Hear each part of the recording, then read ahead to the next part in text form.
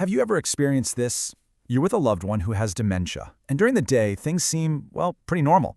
But then as the sun starts to go down, it's like a switch flips. Suddenly they're confused, agitated, a completely different person.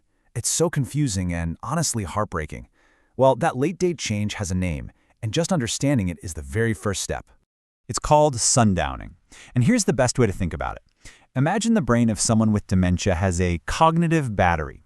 Every single day, it has a limited charge, and after a whole day of trying to process the world, that battery just gets totally drained, leading to this state of disconnection and confusion. And if this is something you're dealing with, I want you to know you are so far from alone.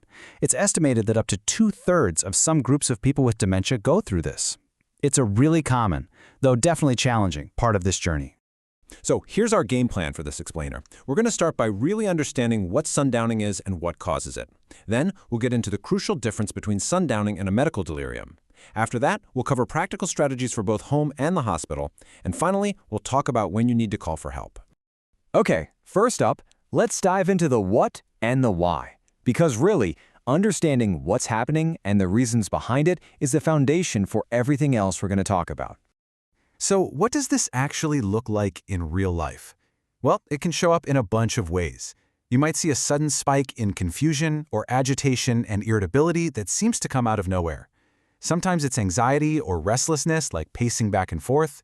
You might see big mood swings or even hallucinations.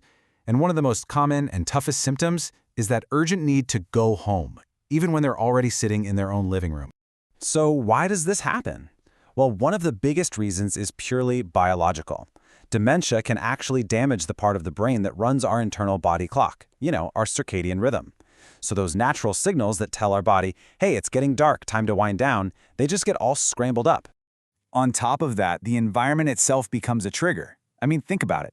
As the sun sets, the light changes, shadows get long and weird, and they can distort familiar objects.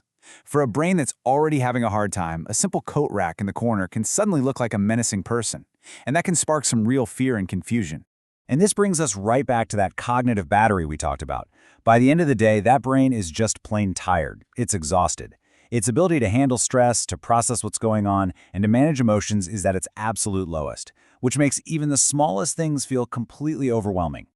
And finally, and this is so important to remember, sometimes sundowning is actually a form of communication. When a person can't clearly say, I'm in pain, or I'm hungry, or hey, I need to use the bathroom, that discomfort has to come out somehow. And often it comes out as agitation and confusion.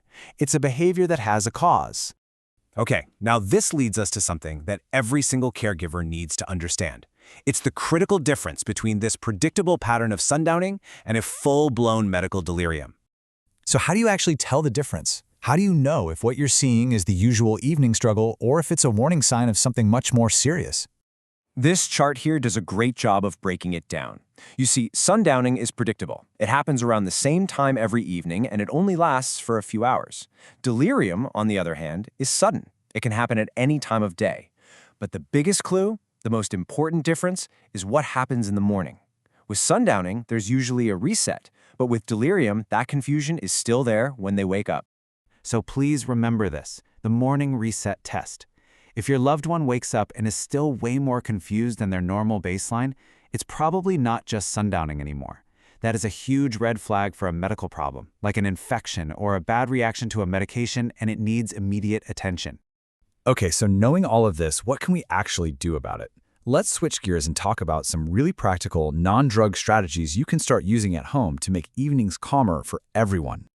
I love this. It's a simple, super powerful routine. About half an hour before sundowning usually kicks in, go around and turn on all the lights. This is the full power rule. You want to get rid of all those spooky shadows.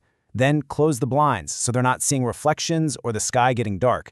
Turn down the TV, reduce noise, and offer a simple comforting snack. You're basically creating a calm, safe bubble before the problem even starts. Beyond that immediate routine, consistency is your best friend.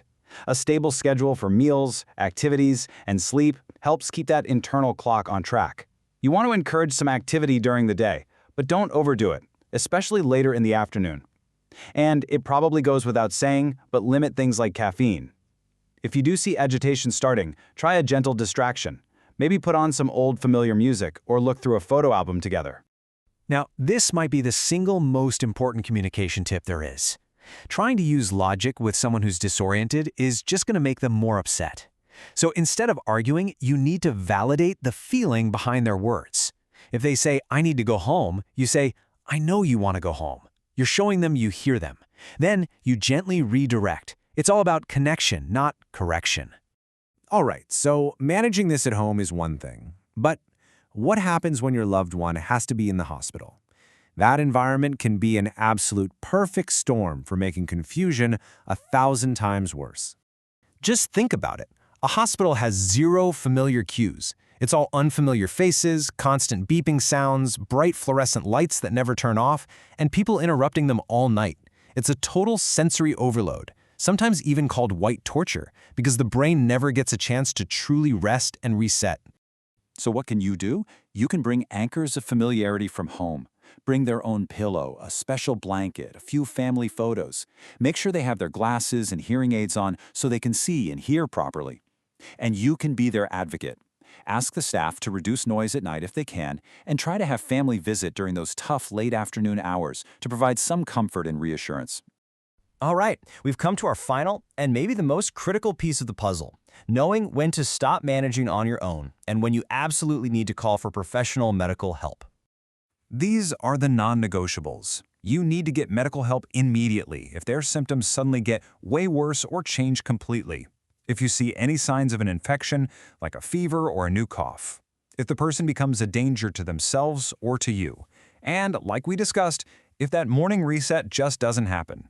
That's your signal that this is more than sundowning. Look, sundowning is complex, and it can be incredibly painful to watch. But what all of this shows us is that we are not powerless. Even though there isn't a simple cure, there are things we can do. It really leaves us with a question, doesn't it? In the face of all this confusion, could it be that empathy, a predictable routine, and even just a simple light switch are actually our most powerful tools?